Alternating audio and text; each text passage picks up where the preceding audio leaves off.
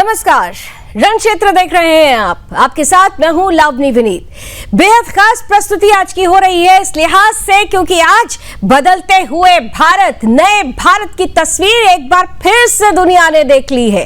वो भारत जो सीधे तौर पर अपने दुश्मनों को चेतावनी देता है और उसके बाद वो कदम उठाता है जो दुश्मनों के पेशानी पर बल लाने के लिए काफी है, क्योंकि हमने न केवल ऑपरेशन सिंदूर के माध्यम से दुनिया के सामने अपनी सैन्य ताकत को दिखाया, बल्कि उस कूटनीतिक ताकत से भी दुनिया को अवगत करा दिया है।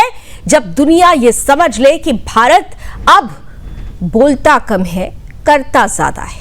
ये वो भारत नहीं है जो सहता है, ये वो भारत है जो मल्टी प्रोंग एक्शंस लेता है। ये भारत नया भारत है जिसकी कूटनीति में भी सर्जिकल स्ट्राइक होती है। भारत ने एक बार फिर से अपने दुश्मनों के पसीने छुड़ा दिए हैं और इस बार कोई युद्ध नहीं हुआ है। इस बार तो एक ऐसा कूटनीतिक चक्रव्यूह रचा गया है जो सीधे तौर पर दुश्मनों की पेशानी पर बल लेकर आ रहा है। दुश्मन कौन? पाकिस्तान। दुश्मन कौन? जिन्होंने पाकिस्तान का साथ दिया, आतंकिस्तान का साथ दिया। और याद होगा आपको कि टर्की ने किस तरीके से अपने ड्रोन्स प्रोवाइड कराए थे पाकिस्तान को। भारत पर हमले के लिए जो ड्रोन अटैक हुए वो मेड इन तुर्की थे। टर्की हमेशा से इस्लामी खलीफा अपने आप को साबित करने के लिए भारत को अपनी इस महत्वाकांक्षा में सेंटर में रखता आया है। भारत के प्रति पाकिस्तान का जो रुख रहा है उसका समर्थन करता आया है। कश्मीर के मसले पर भी टर्की ने जिस तरीके से प्रतिक्रिया दी थी, समझ में आ गया था कि हमारे दुश्मनों की फहरिस्त में ये टर्की भी शामिल हो चुका है। लेकिन जैसा कि मैंने कहा कि ये नया भारत है, ये बोलता कम है, करता ज्यादा है और संकेतों के माध्यम से संदेश देने का एक बड़ा कदम प्रधानमंत्री की तरफ से उठा लिया गया जब प्रधानमंत्री साइप्रस दौरे पर पहुंचे। प्रधानमंत्री की ये तस्वीरें इस वक्त आपकी टीवी स्क्रीन पर जो चल रही हैं, वो अपने आप में बताने के लिए काफी है कि भारत इस वक्त किस मकाम पर पहुंच चुका है। प्रधानमंत्री नरेंद्र मोदी केवल भारत अकेला, ये प्रधानमंत्री भारत का प्रतिनिधित्व जब करते हैं तो मतलब होता है कि भारत की 140 करोड़ आबादी का प्रतिनिधित्व।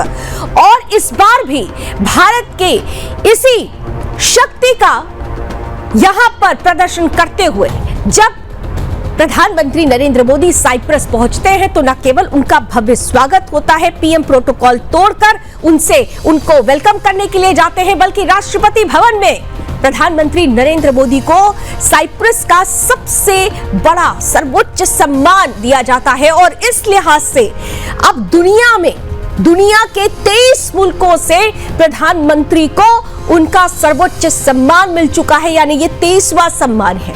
और इसी बात से ही अंदाजा लगाया जा सकता है, इन तस्वीरों से ही अंदाजा लगाया जा सकता है कि भारत किस तरीके से कदम दर कदम विश्व गुरु की कुर्सी की तरफ बढ़ता जा रहा है।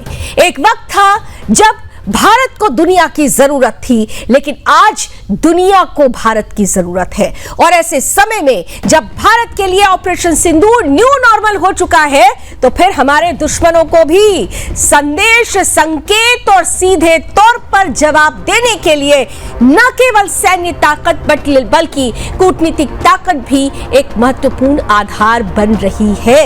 भारत का ये रुख इस्लामी खलीफा, खुद को मानने वाले, समझने वाले टर्की के लिए ये जो साइप्रस कार्ड भारत ने चला है, किस तरीके से बड़ा संदेश है, किस तरीके से ये पाकिस्तान के लिए बड़ा संदेश है। और आने वाले समय में, यानी अब क्योंकि प्रधानमंत्री G7 में शिरकत करने के लिए कनाडा की तरफ रवाना हो चुके हैं, तो ऐसे में साइप्रस से लेकर कनाडा यानी G7 के मंच तक किस तरीके से ये टर्की और पाकिस्तान के लिए बड़ा पंच साबित हो रहा है, आज इसी को समझने की कोशिश करेंगे। मेरे साथ कुछ ही देर में देश के जाने माने defence expert, foreign expert, political expert आपके साथ होंगे, उनसे आपका परिचय कराऊंगी। लेकिन उससे पहले आज की ये टीजर रिपोर्ट।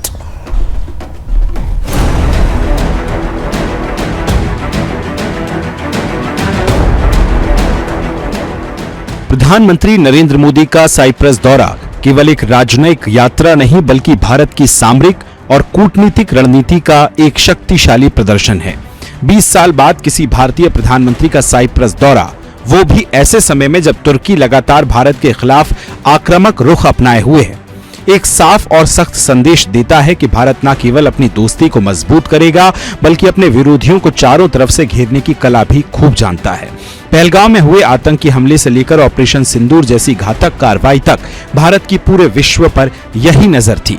आतंक को पालने वाले पाकिस्तान के खिलाफ लड़ाई में कौन भारत के साथ है और कौन भारत के खिलाफ। इसलिए भारत ने दुनिया भर में इस लड़ाई को और मजबूत करने के लिए अलग अलग देशों में अपने प्रतिनिधिमंडल को भेजा, जिसके बाद इस लड़ाई में भारत को कई देशों का समर्थन मिला और पीएम मोदी के साइप्रस दौरा भी एक स्ट्रेटेजिकल हिस्सा ही है।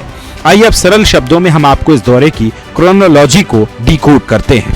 दरअसल तुर्की ने ऑपरेशन सिंदूर के दौरान पाकिस्तान की खुलकर मदद की और इससे पहले भी कश्मीर जैसे संवेदनशील मुद्दों पर भारत के खिलाफ खुलकर बोलता रहा। अब सवाल ये कि साइप्रस के दौरे से तुर्की का क्या संबंध है। दरअसल 1974 से तुर्की और साइप्रस के बीच तनाव चला रहा है। जब तुर्की ने साइप्रस के उत्तरी हिस्से पर कब्जा कर लिया था, तब तुर्की की समुद्री सीमाओं और प्राकृतिक गैस भंडारों पर दावेदारी ने साइप्रस, ग्रीस और यूरोपीय संघ के साथ उसके तनाव को और बढ़ाया था। ऐसे में भारत का साइप्रस के साथ खड़ा होना तुर्की की आक्रामकता को खिलाफ एक स्पष्ट चेतावनी है कि दुश्मन की अब खैर नहीं। बात करें भारत और साइप्रस के संबंधों की, तो साइप्रस ने हमेशा भारत का साथ दिया। 1998 के परमाणु परीक्षण, 2008 के भारत अमेरिका परमाणु समझौते और संयुक्त राष्ट्र सुरक्षा परिषद में भारत की स्थायी सदस्यता जैसे मुद्दों पर साइप्रस का समर्थन अटल रहा। आतंकवाद और कश्मीर जैसे मुद्दों पर साइप्रस ने कभी तुर्की या पाकिस्तान का पक्ष नहीं लिया।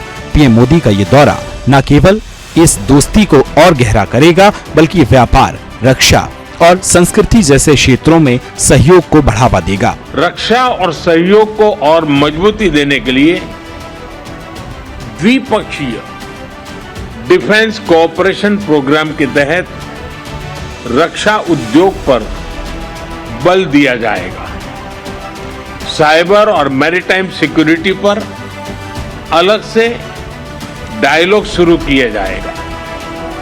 क्रॉस बॉर्डर टेररिज्म के विरुद्ध भारत की लड़ाई में साइप्रस के सतत समर्थन के लिए हम बहुत बहुत आभारी हैं। आतंकवाद, ड्रग्स और आर्म्स की तस्करी की रोकथाम के लिए हमारी एजेंसीज के बीच रियल टाइम इंफॉर्मेशन एक्सचेंज का मैकेनिज्म तैयार किया जाए। अब इस दौरे का सीधा और साफ संदेश ये है कि भारत की कूटनीति अब केवल प्रतिक्रियात्मक नहीं बल्कि एक सक्रिय और आक्रामक है। तुर्की के विरोधी देश जैसे ग्रीस, आर्मेनिया, मिस्र और अब साइप्रस के साथ भारत के बढ़ते रिश्ते। तो क्या हमारी विदेश नीति अब सर्जिकल हो चुकी है? जिस तरीके से हम अब ऑफेंसिव स्टेप्स उठा रहे हैं, जिस तरह से मल्टी प्रोंग एक्शंस ले रहे हैं, ये क्या ये नए भारत की नई पहचान बन चुका है? आइए इसी पर खुलकर करते हैं बात। स्वागत करते हैं आज के पैनलिस्ट का। हमारे साथ जाने माने देश के डिफेंस एक्सपर्ट हैं, वीर चक्र प्राप्त कर्नल टीपीएस त्यागी सर हैं। जय हिंद सर, बहुत बहुत स्वागत। साथ ही साथ मैं देख पा रही हूँ हमारे साथ जुड़ चुके हैं जाने माने विदेश मामलों के जानकार सिद्धार्थ दवे जी भी हमारे साथ जुड़ चुके हैं। बहुत बहुत स्वागत है सर आपका। और हमेशा की तरह अपनी प्रखर और ओजस आवाज और अपने ज्ञान से सभी का ज्ञानवर्धन करने वाले राजनीतिक विश्लेषक सुरेंद्र स्वामी जी भी हमारे साथ जुड़ चुके हैं। सुरेंद्र जी, आपका भी बहुत बहुत स्वागत है। आज भी देखिए बहस मुबाहिस नहीं होगी, आज भी एक सार्थक चर्चा होगी, क्योंकि मैं हमेशा से मानती हूं कि जब भारत का कदम आगे बढ़ता है तो और जब बहस मुबाहिस होने लगती है तो असल में वो मैसेज नहीं पहुंच पाता है जो हम देश और दुनिया को देना चाहते हैं। और इसीलिए नो पॉलिटिकल पार्टीज। आज आप सभी एक्सपर्टीज के साथ बात। टीपीएस सर, आपके साथ शुरुआत करती हूं। साइप्रस जाना भारत की तरफ से, भारत के प्रधानमंत्री की तरफ से, क्या ये माना जाए कि टर्की को ये एक सीधा मैसेज है, टर्की की सैन्य ताकत को ये सीधी चुनौती है, और ये मान लिया जाए कि ये जो डिप्लोमेसी का तरीका है, जो डिफेंसिव डिप्लोमेसी पहले हुआ करती थी, उससे अलग हटकर अब हम लोग स्ट्रैटेजिक अग्रेशन की तरफ आगे बढ़ रहे हैं, यही हमारी पहचान होगी? बिल्कुल सही कह रही हैं आप नवनी जी। दरअसल में भारत की कूटनीति में इस तरह का परिवर्तन आया है कि हर कूटनीति में एक सर्जिकल स्ट्राइक है। यही शब्द आपने कहा था, मैं भी इसे रिपीट करता हूँ, और ये सर्जिकल स्ट्राइक ही है। बगैर स्ट्राइक किए हुए सर्जिकल स्ट्राइक से ज्यादा संदेश पहुंचा देना और ज्यादा चांटा भी मार देना। दरअसल में टर्की ने हमारे साथ में एहसान फरामोशी दिखाई। हमने टर्की के साथ उस समय मदद की जब उनके यहाँ भूकंप आया, लेकिन जब ऑपरेशन सिंदूर हुआ तो टर्की ने चुपचाप एक जहाज में ड्रोन भर के हमारे खिलाफ इस्तेमाल करने के लिए पाकिस्तान को दिए और भी हथियार दिए। कश्मीर के ऊपर उसने खुल के पाकिस्तान का साथ दिया। एक दफा नहीं, कई बार ऐसा हुआ तो टर्की ने हमारे साथ खिलाफत की। अब ये कूटनीति है कि टर्की की दुश्मनी है ग्रीस से और साइप्रस से। दरअसल में साइप्रस में दो तरह की जातियां रहती हैं, एक तो टर्किश साइप्रोइट है और दूसरे ग्रीस साइप्रोइट है। टर्किश साइप्रोइट के एरिया को, नॉर्दर्न एरिया को टर्की ने जबरदस्ती बाय फोर्स उनसे छीन लिया और ग्रीस के एक्सक्लूसिव इकोनॉमिक जोन के अंदर हस्तक्षेप करना शुरू किया। अब मेरा कहना यह है कि जो देश दूसरे देशों में बल के आधार पर उनकी जमीन छीनते हैं वो भी आतंकवाद है। और क्या फैसला लिया गया है साइप्रस में और इंडिया की मीटिंग में, ये कि हम आतंकवाद के साथ मिलकर लड़ाई लड़ेंगे। यानी ये भी संदेश दे दिया गया है टर्की को कि एक किस्म से तुम भी आतंकवादी हो। तो ये हिंदुस्तान का एक बेहतरीन फैसला रहा है साइप्रस जाने का, और इसे ही कहते हैं देश काल पात्र के हिसाब से डिसीजन लेते। ऐसा ही मालदीव के साथ भी किया गया था। आपने देखा था कि चाइना ने मालदीव के गले में हाथ डाला, लेकिन तुरंत सिचुएशन बदल गई और हमने अपनी कूटनीति से वहां भी सर्जिकल स्ट्राइक की। तो चूंकि हिंदुस्तान किसी दूसरे देश की जमीन को जबरदस्ती कब्जाना नहीं चाहता, लिहाजा हमारी नेक नियत है, हमारा चरित्र है। आज दुनिया में बहुत बड़े बड़े नेता ताकतवर होंगे, लेकिन किसी से भी अगर पूछा जाए तो दुनिया में सम्मानित भारतीय है। बाकी सब ताकतवर हो सकते हैं, so called America and Russia and China, लेकिन सम्मानित जिसको सब एक्सेप्ट करें वो भारत ही है। बिल्कुल आपने सही कहा कि, और इसीलिए मैंने अपने ओपनिंग रिमार्क में भी कहा कि एक वक्त हुआ करता था कि भारत को दुनिया की जरूरत थी, लेकिन अब दुनिया को भारत की जरूरत है। ये हम हर मंच पर देख भी रहे हैं। सिद्धार्थ जी देखिए, टीपीएस सर ने एक बात तो बहुत खास तौर पे कही कि, और मैं उनकी एक बात यहाँ पर कोट करना चाहूंगी कि पहले के डिबेट्स में सर कहते आए हैं कि देखिए हम लोग ये मानते हैं कि लोग एक्शन पर रिएक्शन देते हैं, लेकिन भारत अब ऐसे कदम उठा रहा है कि जो रिएक्शन है और बाद में एक्शन देखने की परिस्थिति आती है, तो अब वो एक्शन देखने वाला वक्त आ गया है।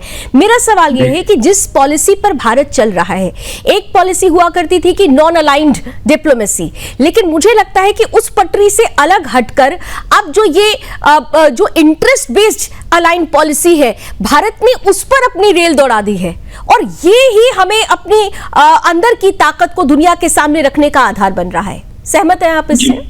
जी जी जी लावणी जी, देखिए हम सब महान ऋषि चाणक्य के संतान हैं, और चाणक्य ने, कौटिल्य ने अर्थशास्त्र में राजा को क्या कहा है, जो उनका मंडल सिद्धांत है उसमें राजा को कहा है विजिगीषु, यानी कि जिसकी हमेशा विजय की ही कामना हो, विजय की ही इच्छा हो, और विजय की ही इच्छा अभी हमारे नेतृत्व में दिखती है। विजय कहां पे? विजय अपने रिपुओं पे, अपने दुश्मनों पे, अपने अरी पे। तो ये जो मंडल सिद्धांत, जिसको आज से हजारों वर्ष पूर्व हमारे महान ऋषि कौटिल्य ने बताया था, और इसका जो पूरे का पूरा प्रतिपादन जो है अभी हमारे यशस्वी प्रधानमंत्री नरेंद्र मोदी जी कर रहे हैं। देखिए 23 वर्षों के बाद भारत के प्रधानमंत्री साइप्रस की यात्रा करते हैं, और जैसे आपने अपने वीडियो में बहुत डिटेल में बताया कि किस तरह से टर्की ने उसका 1/3, साइप्रस का 1/3 आइलैंड जो है उसको 1974-73 से कब्जा किया हुआ। ये एक तरह से जो विजिट है, ये एक तरह से एर्दोगान को चेकमेट किया है। सिर्फ एक मूव, एक छोटा सा एक मूव किया, और उसी में जो है एर्दोगान चेकमेट हो गया है। आपने अपने वीडियो में बहुत डिटेल में बताया कि न सिर्फ साइप्रस ग्रीस, आर्मेनिया, इजिप्ट, ये सारे के सारे देश जो हैं जिसका एक टर्की के साथ एक हमेशा विध्वंस का भाव रहा है। और इसी के विपरीत अगर हम देखें तो साइप्रस भारत का एक सच्चा मित्र भी रहा है। उसने खुलकर यूनाइटेड नेशन सिक्योरिटी काउंसिल में भारत की स्थायी सदस्यता का हमेशा समर्थन किया है। एक बहुत महत्वपूर्ण बात जो है, जो इस मूव से, ये जो प्रधानमंत्री की जो विजिट है उससे आती है, वो ये है कि 2026 में यूरोपियन यूनियन की अध्यक्षता कौन करेगा? वो करेगा साइप्रस। एग्जैक्टली। भारत के लिए जो यूरोपियन संघ है उसके साथ संवाद के लिए एक सीधा रास्ता खुल जाता है। और भारत के लिए साइप्रस का एक बहुत दूसरा रणनीतिक महत्व भी है। जो लास्ट G20 जब भारत उसकी चेयरमैनशिप उसके पास थी, भारत ने सीपेक कॉरिडोर को चेकमेट करने के लिए हमने क्या सुझाया? हमने IMEC, India middle east Europe corridor की बात की है। और ये जो आगे चलकर साइप्रस के साथ की जो संभावित भागीदारी है भूमध्य सागर में, मेडिटेरेनियन सी में, उसमें भारत की मौजूदगी और उससे ग्रीस, दूसरी बात, ग्रीस और इजराइल के साथ मिलकर एक त्रिकोणीय संबंधों की भी संभावना पे हम विचार कर रहे हैं कि किस तरह से भारत और इजराइल के संबंध बहुत अच्छे हैं, इजराइल और ग्रीस के संबंध बहुत अच्छे हैं। तो ये तीनों देशों का आना, साथ में आना, ये पूरी तरह से एर्दोगान के लिए जो है ये एक चेकमेट जैसा हो रहा है। बिल्कुल। और ये परिस्थिति ये भी बताती है, सुरेंद्र जी, क्या ये परिस्थिति ये भी बताती है कि भारत जिस मैसेज को दुनिया के सामने ऑपरेशन सिंदूर के जरिए रख चुका है कि हमारे लिए ये न्यू नॉर्मल है, हमने आतंक को समूल विनाश का जो आतंक के समूल विनाश का जो प्रण और संकल्प लिया है, वो सिर्फ कहने भर को पाकिस्तान के लिए नहीं है, बल्कि हर उस मुल्क के लिए है जो आतंकिस्तान को समर्थन देगा। ये खुली चुनौती हो गई उन देशों के लिए भी। सुरेंद्र जी। नहीं, आपने बिल्कुल ठीक कहा कि जो तुर्की है वो खलीफा बनना चाहता है, क्योंकि उसने देखा है गाजा में जो लड़ाई हो रही है उसमें जो बड़े मुस्लिम राष्ट्र हैं, पैसे वाले, सऊदी अरेबिया है, यूएई है, जॉर्डन है, कोई इसमें नहीं पड़ रहा है। तो उसमें सिर्फ एक ईरान था। तो उसने मुस्लिम ब्रदरहुड के नाम पर पाकिस्तान को सिर्फ समर्थन नहीं दिया, बल्कि अपने ड्रोन भी दिए और आदमी भी भेजे लड़ने के लिए। उनके भी लोग मारे गए थे इस ऑपरेशन सिंदूर में।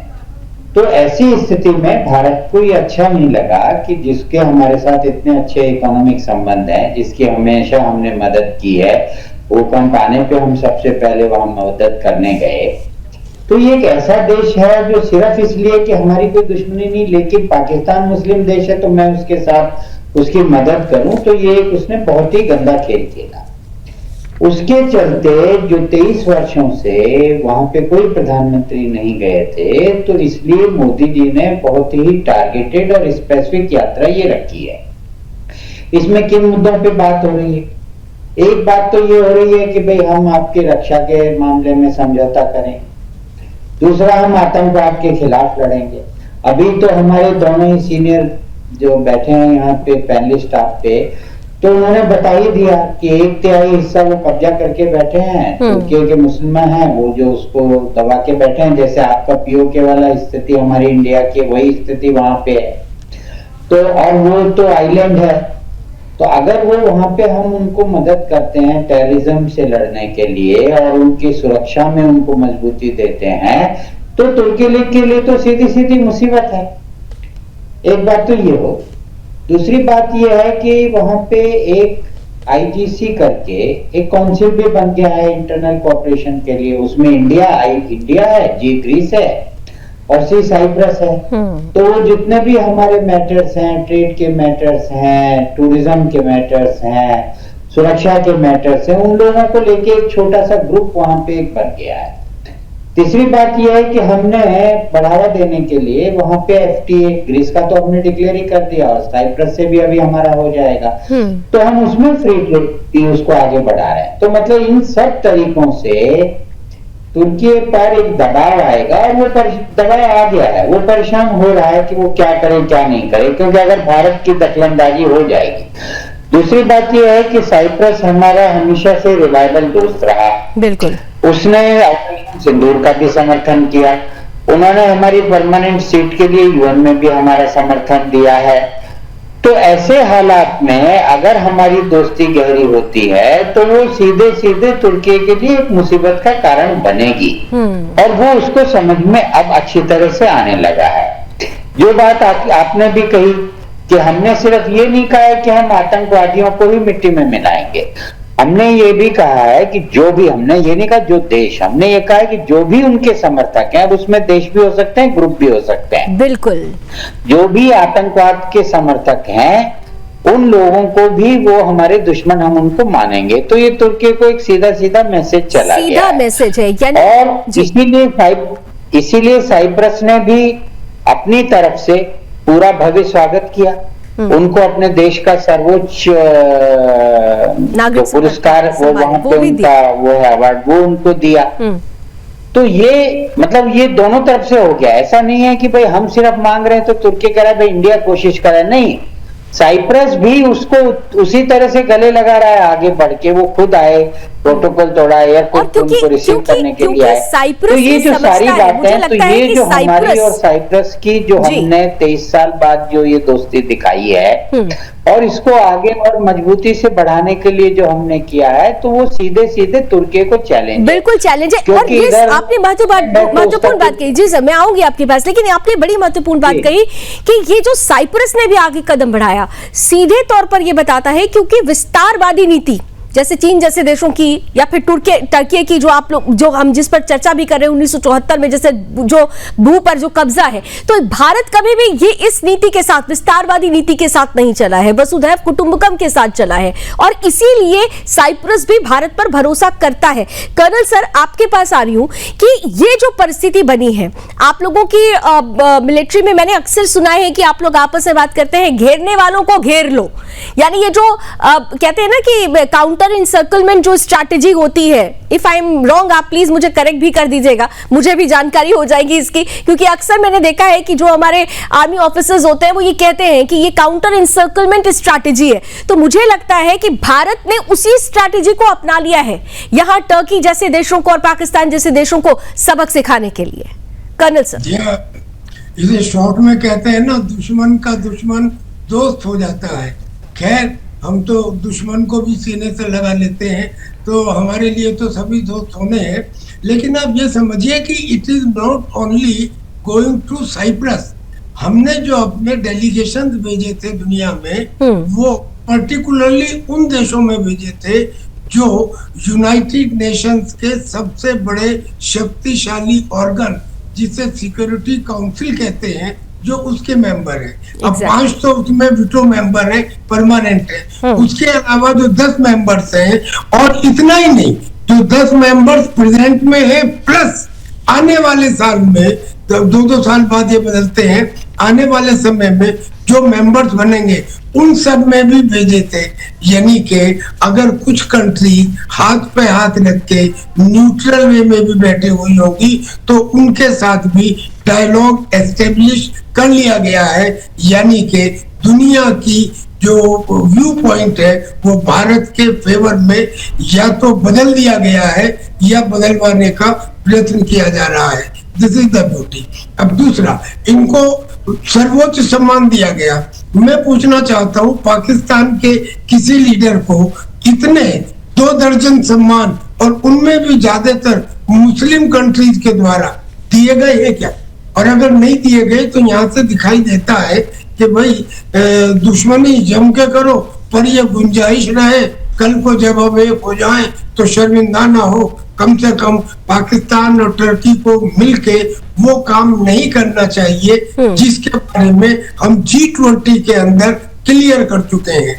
G20 में हमने लिखवा लिया, कहलवा दिया कि आतंकवाद किसी भी रूप में, किसी भी जगह, किसी भी समय गलत है, और अच्छे और बुरे आतंकवाद में कोई फर्क नहीं है।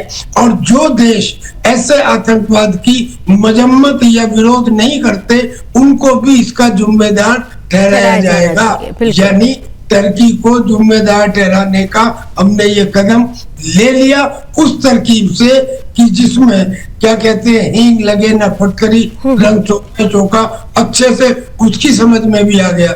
और जो अपने दोस्त हैं, आर्मेनिया है, हमारे दोस्त थे इजिप्ट, इनकी भी समझ में आ गया, ग्रीस की समझ में भी आ गया, एक एक्शन से 4-5 देशों को समझ में आ गया कि व्हाट इंडिया मैटर्स। बिल्कुल, एक एक्शन से यानी एक तीर से कई निशाने साधे गए हैं भारत की तरफ से सिद्धार्थ जी। और ये जो निशाने साधने की प्रक्रिया है, भारत केवल साइप्रस तक नहीं रुक रहा है, G7 में शिरकत करने के लिए भी प्रधानमंत्री की रवानगी कनाडा हो चुकी है। उस मंच से भी स्थायी नहीं है वो, उसमें परमानेंट नहीं है, लेकिन जिस तरह से इनवाइटीज और उस इनवाइटीज में भी सबसे ज्यादा तरजीह के साथ भारत का इंतजार वहां पर हो रहा है, तो यानी साइप्रस से लेकर G7 तक का मंच संदेश देने के लिए भारत के लिए खुला हुआ नजर आता है। जी लावणी जी, बिल्कुल आप सही बता रही, लेकिन चूंकि आपने G7 शिखर सम्मेलन की बात की है, तो G7 में एक दूसरा भी एक नया ट्विस्ट है, एक अलग ट्विस्ट है, और वो थोड़ा सा पॉलिटिकल भी हो सकता है, किंतु बात जब हम भारत की सिक्योरिटी की करते हैं तो खालिस्तान के जो आतंकी हैं, खालिस्तानी आतंकी गुरपत पन्नू, तो उसने धमकी दी है। और दूसरी एक बात जो मैं आपके दर्शकों को बताना चाहता हूं कि जो पन्नू हैं वो राहुल गांधी के बड़े हमेशा से चाहक रहे हैं, और अभी अमित मालवीय जी का एक ट्वीट आया जिसमें उन्होंने कहा कि राहुल गांधी कहीं नदारद हैं, he is on some secret trip. वो किसी सीक्रेट ट्रिप पे, गोपनीय ट्रिप पे गए हुए हैं, कहां गए हैं, लीडर ऑफ ऑपोजिशन है और पता नहीं है। तो ऐसे में भारत के प्रधानमंत्री का, क्योंकि अगर आप उस विजुअल्स को देखिए, वो एक अलग डिबेट है, चूंकि आप मेंशन किया आपने G7 शिखर सम्मेलन का, वो पूरे अगर आप वीडियोस देखें तो सारे के सारे खालिस्तानी इकट्ठे होकर kill the political ideology of Modi, ऐसे करके उन्होंने पूरा आह्वान दिया है, और कैलगरी में वो सब इकट्ठे हुए हैं। तो ये एक अच्छा, उनके जो MP हैं सुख धालीवाल, उन्होंने भी इसका विरोध किया G7 निमंत्रण का। तो एक तरह से एक भारतीय नागरिक होने के नाते हमारे प्रधानमंत्री के लिए हम सबकी चिंता होती है, किंतु उनकी भी एक निडर और एक ऐसी छवि है कि जो वो सामने से जो ऑपोजिशन होता है वो हमेशा उसको एक अपॉर्चुनिटी बना देते हैं। तो बस अब यही है कि we pray for his safety and security, और वहां पे भी G7 में भी जो आमंत्रण मिला है वो सिर्फ PM मोदी सिर्फ भारत के नेता नहीं, आज एक वैश्विक मंच पर भारत की एक आवाज बन चुके हैं। मुझे ऐसा लगता है क्योंकि कनाडा के जो वर्तमान PM हैं, उनका जो रुख है वो जस्टिन ट्रूडो से थोड़ा अलग है, और मुझे लगता है कि भारत को लेकर, भारतीय प्रधानमंत्री की सिक्योरिटी को लेकर जो उनकी तरफ से तैयारी होगी वो बहुत ज्यादा मुस्तैदी के साथ रहेगी। तो शायद हमें इस बात पर चिंता नहीं करनी चाहिए। और खालिस्तान को लेकर भी मुझे लगता है कि बहुत खास चर्चा होगी कि किस तरीके से ये जो एक नासूर हमारे लिए बन रहा है, जो नए प्रधानमंत्री हैं मार्क कार्नी, उनके साथ को कैसे हमारे संबंध आगे बढ़ते हैं। तो साइप्रस दौरे पर प्रधानमंत्री थे और अब उनकी रवानगी कनाडा की तरफ G7 में हिस्सा लेने के लिए हो चुकी है, लेकिन इससे पहले जब उनकी मौजूदगी साइप्रस में थी तो किस तरीके से उन्होंने वैश्विक मंच से दुनिया के सामने एक संदेश रखा और दुश्मनों को सीधी चुनौती दी। आइए उनका बयान सुन लेते हैं, फिर चर्चा को आगे बढ़ाते हैं। हुआ है कि एक ही सरकार लगातार तीसरी बार चुन करके आई है। भारत की डेमोग्राफिक डिविडेंड और टैलेंट से आप भली भांति परिचित हो, और आपकी बातचीत में भी इसका जिक्र हुआ है।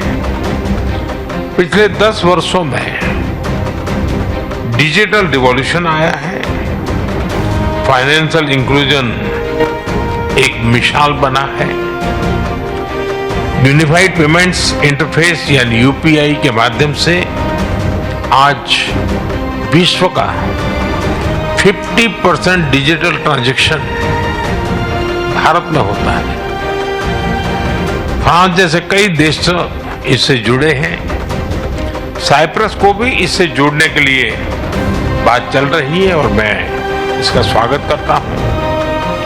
भारत में फ्यूचरिस्टिक इंफ्रास्ट्रक्चर के विकास में हम $100 बिलियन से अधिक का सालाना निवेश कर रहे हैं। सिविल एविएशन सेक्टर में भी तेजी से ग्रो कर रहा है। भारतीय कंपनियों ने 1000 से ज्यादा एयरक्राफ्ट उसका नया ऑर्डर दिया है। इनोवेशन भारत की आर्थिक शक्ति का मजबूत स्तंभ बना है। हमारे 1 लाख से ज्यादा स्टार्टअप्स सिर्फ सपने नहीं, समाधान बेचते हैं। इनमें से 100 यूनिकॉर्न बन चुके हैं। भारत इकोनॉमी और इकोलॉजी के बैलेंस में विश्वास करता है और उस पर हम प्रतिबद्ध हैं। एक क्लीन और ग्रीन फ्यूचर का रास्ता बना रहा है। रक्षा और सहयोग को और मजबूती देने के लिए द्विपक्षीय डिफेंस कोऑपरेशन प्रोग्राम के तहत रक्षा उद्योग पर बल दिया जाएगा। साइबर और मैरीटाइम सिक्योरिटी पर अलग से डायलॉग शुरू किया जाएगा। क्रॉस बॉर्डर टेररिज्म के विरुद्ध भारत की लड़ाई में साइप्रस के सतत समर्थन के लिए हम बहुत बहुत आभारी हैं। आतंकवाद, ड्रग्स और आर्म्स की तस्करी की रोकथाम के लिए हमारी एजेंसीज के बीच रियल टाइम इंफॉर्मेशन एक्सचेंज का मैकेनिज्म तैयार किया जाए। तो रिश्ते कैसे मजबूत किए जाएंगे और इन रिश्तों में आधार क्या बनेंगे, इसके माध्यम से प्रधानमंत्री ने न केवल साइप्रस और भारत के रिश्तों की बात की बल्कि दुनिया को भी एक संदेश दे दिया। और उसमें भी मैं स्वामी जी आपके पास आ रही हूं।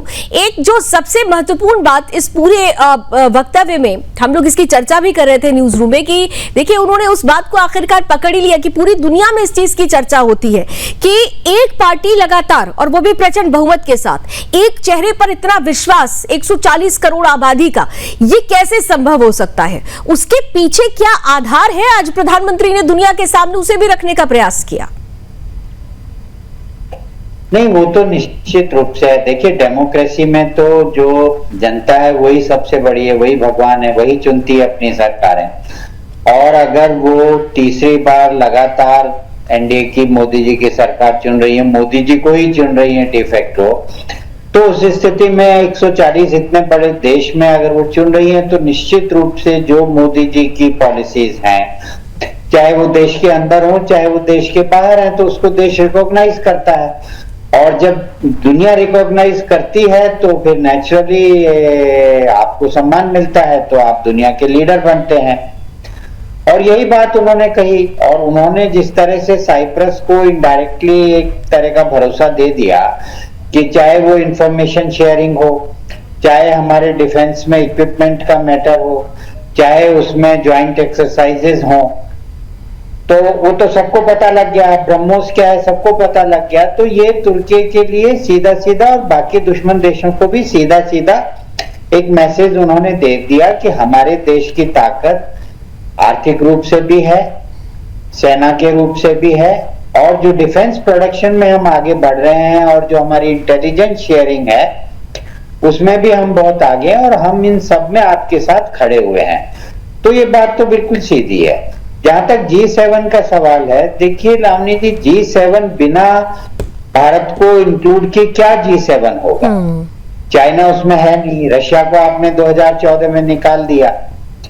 तो आप ये चाहते हैं कि भारत को हम ना लें उसमें, और भारत, रशिया और चाइना की एक्सेस से कोई नई एक्सेस डेवलप हो जाए, तो इसलिए भारत को तो बुलाना ही था। और दूसरी बात जो आपने शुरू में ही कही कि भाई अब सबको भारत की जरूरत है, सिर्फ इसलिए नहीं कि हम 140 करोड़ के देश हैं और हम बहुत बड़े हैं, बल्कि इसलिए कि हम रिलायबल हैं, हम जो है पीस के समर्थक हैं, हम दोस्तों के साथ खड़े हैं, और हम लोग सामरिक दृष्टि से भी और सेना की दृष्टि से भी और रिसर्च की दृष्टि से, इनोवेशन की दृष्टि से, स्पेस की दृष्टि से हम आज की दुनिया में पहले 3-4 देशों में खड़े हुए हैं। तो अगर आप हमें नहीं बुलाते, आपकी मर्जी, तो इसलिए हमें तो बुलाया जाना था। जहां तक सुरक्षा का सवाल है, वो खुद खालिस्तानी वहां परेशान है, वो कह रहे हैं आपने क्यों बुलाया, अब इतना बहुत वो करते रहते हैं, उससे मैं नहीं समझता हूं।